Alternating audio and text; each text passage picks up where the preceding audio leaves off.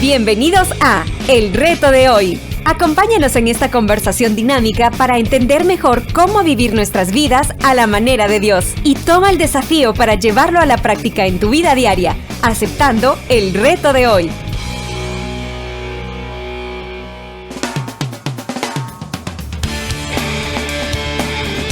Hola, ¿qué tal? ¿Cómo están? Somos Julio e Iván Contreras y te damos una cordial bienvenida a este día martes. Martes, Julito. ¿Martes? No te casas ni te embarques. Exactamente. Ni de tu casa te apartes. Eso, muy bien. Así decían las abuelitas antes. Las abuelitas, ajá. Y creo que no tenía ninguna razón en decirlo, sí. La verdad.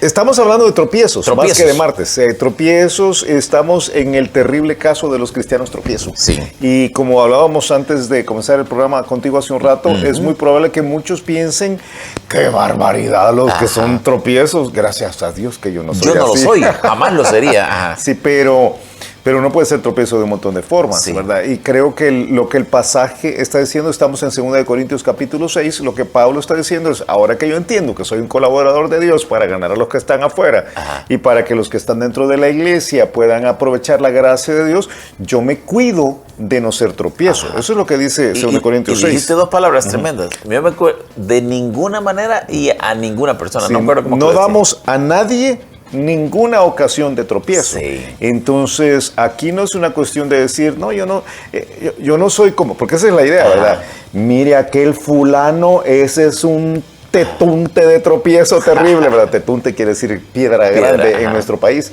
Ese es una roca y yo apenas... alguien muy culto, apenas soy un pequeñito guijarro en el camino.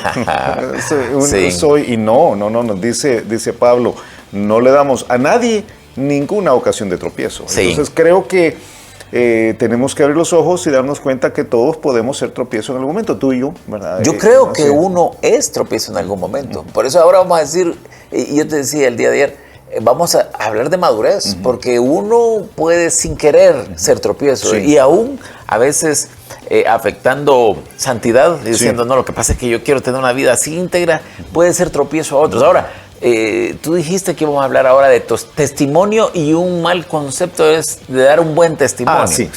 Okay. Entremos por ahí porque para serte honesto, me sentí preocupado cuando lo dijiste. Te quedaste picado. Fuiste un tropiezo. Mira, el problema es que en los últimos 30 o 40 años, yo creo que la frase buen testimonio, hay que cuidar el testimonio, hermano, hay que cuidar el testimonio. Y hay que cuidar el testimonio. Sí, pero la frase esa ha sido abusada. Ha sido abusada a veces por quienes con buena intención, ¿no? Tú sabes, el abuso puede darse, ¿no? Cuando uno piensa en abuso, casi siempre piensa en gente que es mala, ¿verdad? Pero no, el abuso puede darse en personas con buen corazón, pero con mal conocimiento bíblico. Sí. Entonces, a veces se le ha dicho a la gente, tú no debes hacer tal cosa y debes cuidar tu testimonio. Correcto. Creo que eso no es malo. O sea, es parte de ese concepto. Es parte de no ser tropiezo. Sí. Pero creo que a veces la idea ha sido, tenés que cuidarte. O sea, tú tenés un testimonio que tenés que cuidar, Iván. O sea, la gente no debe hablar mal de ti. Y el pasaje, lo que Pablo dice es, realmente mi bienestar personal no es relevante. Él dice, no damos a nadie ninguna ocasión de tropiezo para que nuestro ministerio no sea vituperado. O sea, lo que yo tengo que proteger no es tanto mi testimonio, como que lo que debo proteger es la eficacia en la realización del trabajo que Dios me ha puesto a hacer, que es ganar a los de afuera y es que los de adentro puedan aprovechar la gracia de Dios. Entonces, si yo entiendo eso, yo me voy a cuidar. El no cuidar el testimonio, no estoy diciendo que no hay que cuidar el testimonio. Lo que estoy diciendo es que tenemos que enfocar bien la razón por la cual nosotros dejamos de hacer algunas cosas y hacemos otras. Porque con esta canción del testimonio... ¿Sí? ¿Cuál es la canción del testimonio? La canción del testimonio es...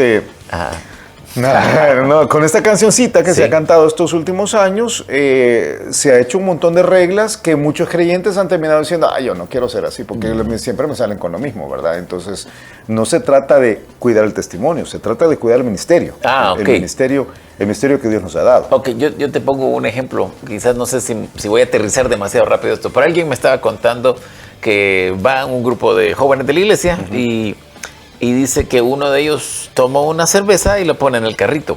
En el carrito van a tener una una carneada, van a tener un asado y por la cerveza. Entonces los otros jóvenes de la iglesia creen que es una broma, pero llegan a la caja y la pagan, entonces se sienten incómodos. Van y él agarra la cerveza y la echa en la carne. Y entonces dijo, ¿ustedes qué pensaron? Entonces, aquí ven varios puntos. ¿Es pecado comprar una cerveza? No, la respuesta es no es pecado. ¿Es pecado tomarse una cerveza? Yo creo que no hay un pasaje que lo diga así. Sí, y si es algunos... Por supuesto no es pecado echarlo a la carne, porque ahí se hace válido. Es que ahí está, la cerveza es carnal. Pero un montón de la gente que nos oye dicen, al decir ustedes eso están incitando a otros. O algunos que vean a esta persona que está comprando esa cerveza en el supermercado, otros que le conocen van a decir, hey, su testimonio está siendo dañado. Sí, y ahí va mi punto. El punto es que el testimonio no es lo importante. El testimonio de Cristo. Es el testimonio de Jesús. Es la eficacia en nuestra manera de alcanzar a los demás. Y la mayor parte de veces el problema no es una cerveza. Sí. O sea, y la cerveza no debería ser un problema. De hecho, no es un problema casi nunca para los que están afuera. Aunque a veces es un problema cultural. Sí. Cultural. Por ejemplo, yo lo digo muy específicamente, la cerveza en nuestra cultura evangélica de este país ha sido algo que está como por tanta gente que tuvo problemas de alcoholismo, algo que está como en esa categoría gris que tú estás diciendo. Sí, y yo no la recomiendo. O sea, sí, si me haces la pregunta, yo no la recomiendo. Ni yo, para nada. Yo no la recomiendo, pero yo creo que cometemos un error cuando y aquí estamos yéndonos por una vertiente, que no quisiera... Que nos quedáramos ahí. Que nos quedáramos ahí, pero estamos yendo por una vertiente.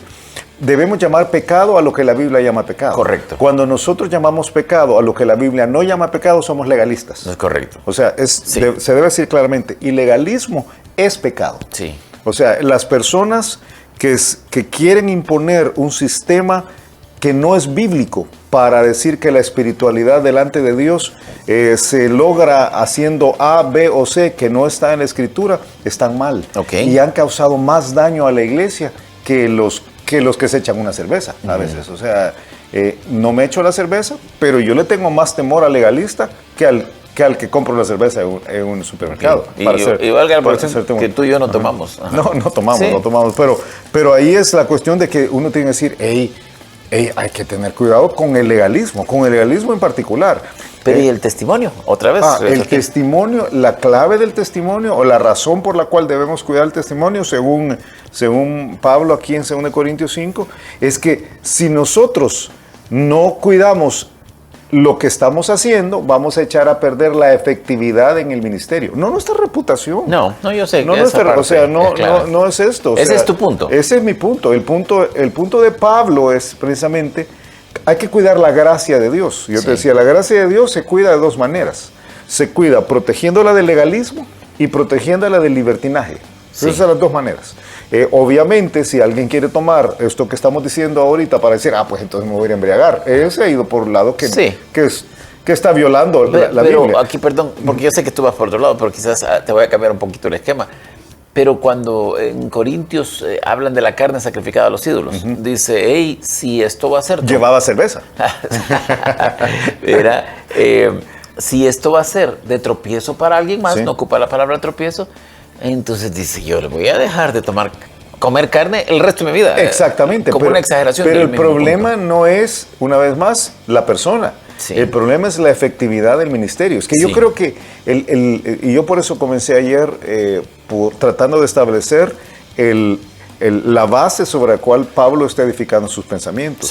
El ministerio es la clave. Nosotros estamos acá para hacer que otras personas conozcan a Jesús. Nosotros estamos acá para que los que son creyentes, que ya están dentro de la iglesia, puedan aprovechar plenamente la gracia de Dios. Y por esa razón yo voy a cuidar, no mi testimonio, voy a cuidar el ministerio que Dios me ha dado. Pero ahora, vas a cuidar el ministerio que Dios te ha dado cuidando tu testimonio. Eso sí. Yo entiendo, no es por orgullo, por decir... Voy a usar otra frase, porque aquí estás usando una frase que no es la bíblica. Y una vez más... Uy, suena como acusación. No, es que... Eso es de mal testimonio. Acusar al hermano falsamente. No, es que...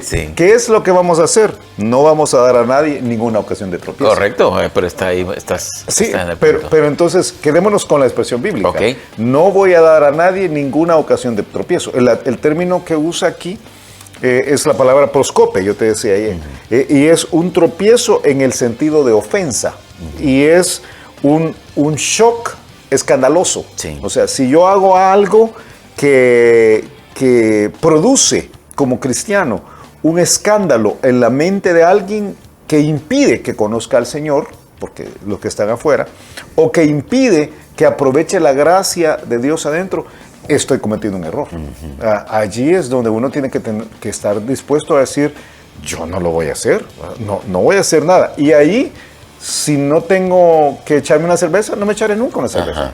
Y si no debo comer carne, no voy nunca a comer carne. Y si no debo usar camisas grises, que el día de hoy los dos tenemos una camisa gris puesta, aunque no nos pusimos de acuerdo, pero entonces no lo voy a hacer. No me voy a dejar el pelo largo, no me voy a dejar la barba y el bigote, no me voy a poner un tatuaje, ahí en todas las áreas grises, quizás por eso nos pusimos camisas grises, todas las áreas grises, voy a cuidarlas.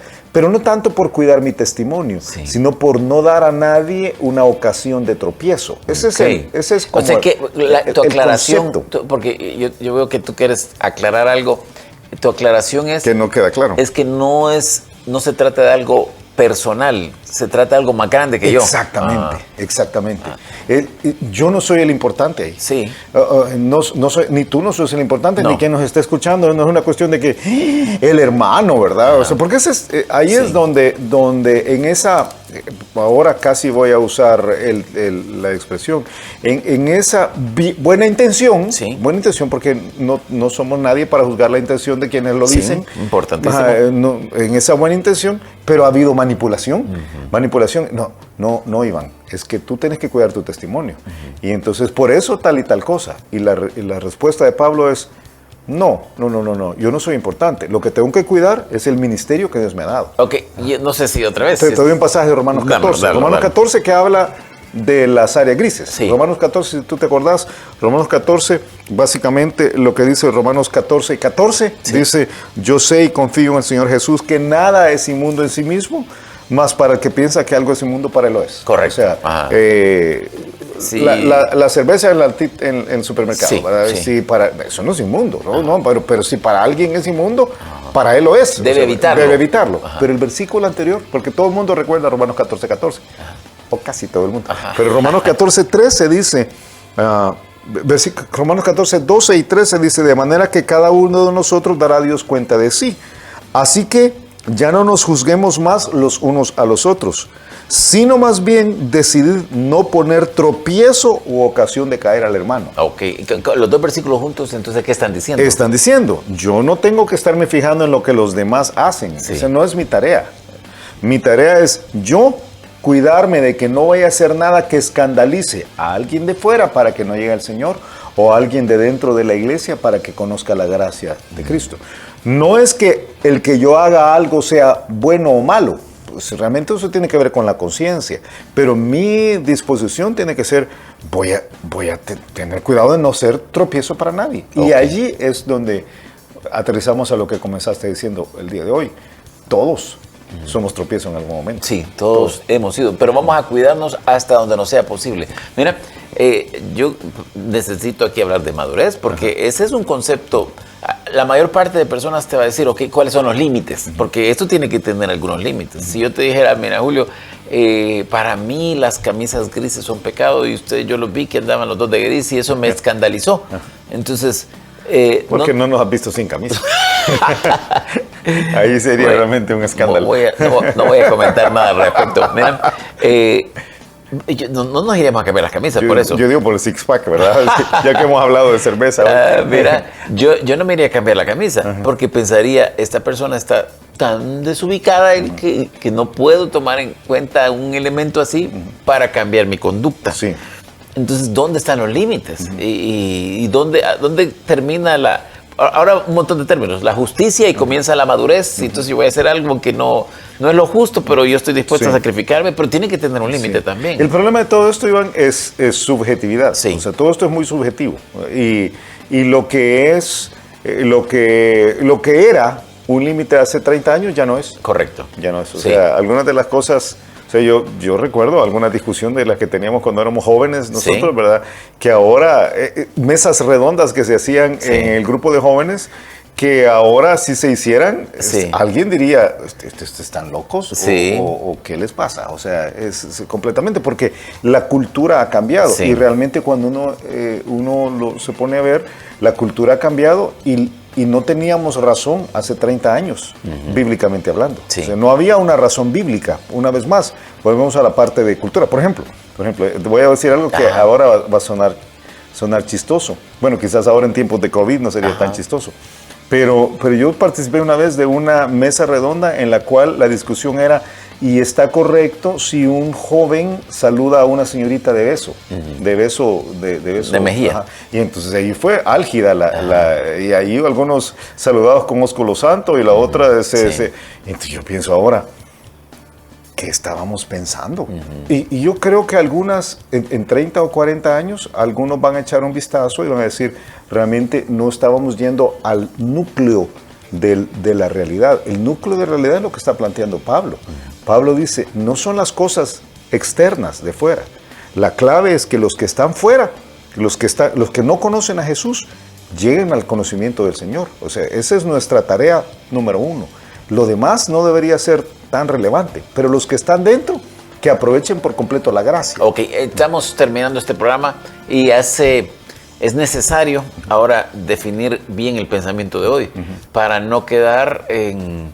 Algunos de los que nos han escuchado hoy van a decir, hey, eso que dijeron es extremo, eso otro es extremo. ¿Cuál es el principio que nos va a dominar? Ok, el principio, creo yo, que está en 2 Corintios capítulo 6, es que la razón por la cual tenemos que evitar ser tropiezo es para que nadie vitupere el ministerio. Esas son las frases, la frase correcta. Nadie menosprecie la responsabilidad que tenemos. Y la responsabilidad que tenemos es que otras personas conozcan al Señor y que los creyentes puedan aprovechar al máximo la gracia. O sea, eso es el núcleo. No soy yo el importante, no es la religión lo importante, no es la iglesia lo importante, no es lo externo lo importante. Lo importante es la responsabilidad que Dios nos ha dado. Algún día vamos a llegar delante del Señor y la pregunta no va a ser, pusiste una lata de cerveza en un carrito del supermercado. La pregunta va a ser, ¿alcanzaste a las personas que estaban alrededor tuyo? ¿Y ministraste a los que eran creyentes de verdad? Y allí algunos van a decir, no señor, pero fíjate que nunca puse una lata de cerveza en el carrito. ¿Y eso qué tiene que ver con nada? Ok, tiempo. Escuchamos el reto de hoy. El reto de hoy es estar dispuesto a evitar lo que es tropiezo para otras personas con el propósito específico de cumplir el ministerio que Dios nos ha dado. Dios nos ha dado un ministerio y ese ministerio es alcanzar a los que no son creyentes y ministrar dentro de la iglesia a aquellos que ya son cristianos para que puedan crecer en la gracia. Cualquier cosa que es estorbo en eso debe ser quitado. Ahora debería ser quitado la lata de cerveza en el carrito, si es necesario. Sí. Pero no debemos centrarnos en eso. Debemos centrarnos en el ministerio que Dios nos ha dado. Esa es la responsabilidad grande por la cual algún día vamos a dar cuentas. Ok, y a ti que nos ves, a ti que nos escuchas, te animamos a que ordenes el pensamiento con base en lo que la palabra dice. El día de hoy hemos aprendido algo que, no sé si lo podría decir, no es la acción lo importante, sino la razón de la acción. Es el corazón detrás de todo. Sí. Que nadie vitupere o menosprecie el ministerio que Dios te ha dado. Y lo que Dios te ha dado es importantísimo. Y algún día vas a dar cuenta sobre esto. Y hay que ser coherente con el resto de acciones. Si yo entiendo este concepto, pero no hago nada para ser el colaborador de Cristo que aquí pide, está mal también. Ah, claro, por supuesto. Sí. Eso se vuelve totalmente religioso. Sí. Quizás de eso podemos hablar un poquito mañana. Ok. Mira, se nos ha ido el tiempo, llegamos hasta aquí, nos escuchamos mañana a la misma hora. Si tienes preguntas o inquietudes sobre lo que acabas de escuchar, escríbenos un inbox en nuestra cuenta de Facebook y únete a la conversación de Julio e Iván por las redes sociales o cada día a las 7:30 de la mañana por esta misma estación en El Reto de Hoy.